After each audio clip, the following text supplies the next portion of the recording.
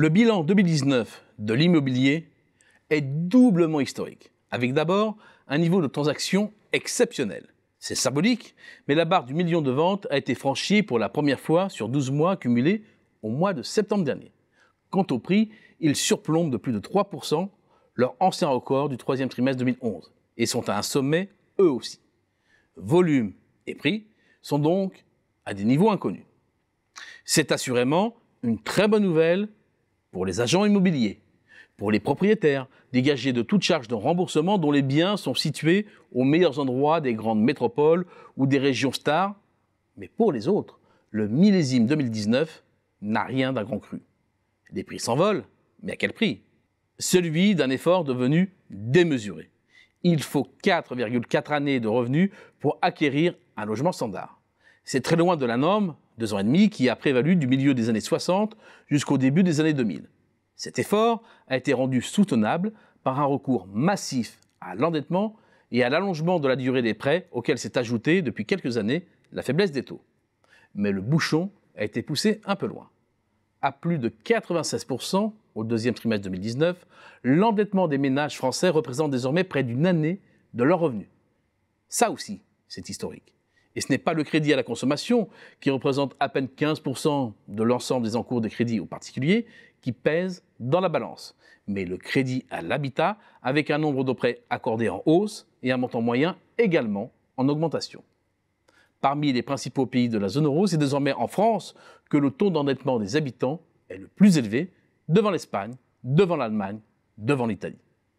Conséquence de ces évolutions, la règle tacite d'un taux d'effort maximal à l'octroi ne devant pas dépasser 33% du revenu net de l'emprunteur n'est pas respectée dans 28% des cas, selon la note du Conseil de stabilité financière du 12 décembre dernier. Pour les nouveaux accédants, notamment ceux de 2019, une fois payée la mensualité de remboursement du prêt et les charges de copropriété, le reste à vivre se retrouve considérablement comprimé. Et pour longtemps, comme le montre la rapide déformation de la structure de la production des prêts. La part des emprunts les plus longs, c'est-à-dire 25 ans et plus, est désormais supérieure à 40% quand elle était de 15% seulement en 2014. Avec l'allongement de la maturité des prêts, la probabilité d'un événement adverse qui diminuerait les revenus, accident de la vie, récession économique, augmente. Et avec lui, le risque de défaut. Depuis 2010, le poids de la dette immobilière dans le surendettement des ménages ne cesse d'augmenter, passant d'un peu moins de 20% de l'endettement global à plus de 35% aujourd'hui.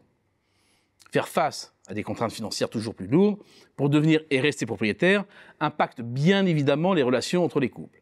Et le problème s'accentue à l'arrivée d'un enfant. La dimension minimale acceptable d'une chambre d'enfant est d'environ 9 mètres carrés. À plus de 10 000 € le mètre carré en moyenne à Paris, le coût de la pièce supplémentaire s'élève donc à 90 000 €, sans compter les frais annexes, déménagement, droits de mutation, etc.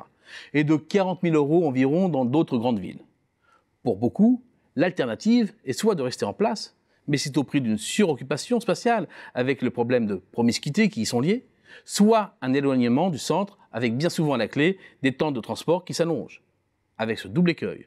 Le premier, c'est de sous-estimer le coût du temps de trajet à la fois du point de vue budgétaire, mais également sanitaire, fatigue, stress. Le second, c'est de prendre le risque d'investir en périphérie et de voir son bien se déprécier, comme c'est déjà le cas d'une partie de la France des lotissements. Conséquence de la hausse des prix des logements, les loyers augmentent. Et même si c'est toujours moins rapidement, c'est toujours plus rapide que les salaires. Pour les 25% des ménages les plus modestes, le poids du logement, loyer et charges dans l'ensemble de la consommation est passé de 15% à la fin des années 80 à 35% en 2015 et encore plus aujourd'hui, notamment après le coup de rabot sur les APL. C'est étouffant, le reste à vivre est comprimé, la capacité d'épargne laminée et pousse certains à s'éloigner toujours plus des grandes villes et des métropoles. Endettement record, montant et durée des emprunts à des pics historiques, gonflement du poids de la dette immobilière dans le surendettement des ménages, reste à vivre comprimé, éloignement des centres-villes et coûts du transport alourdis, c'est aussi ça le bilan immobilier de 2019.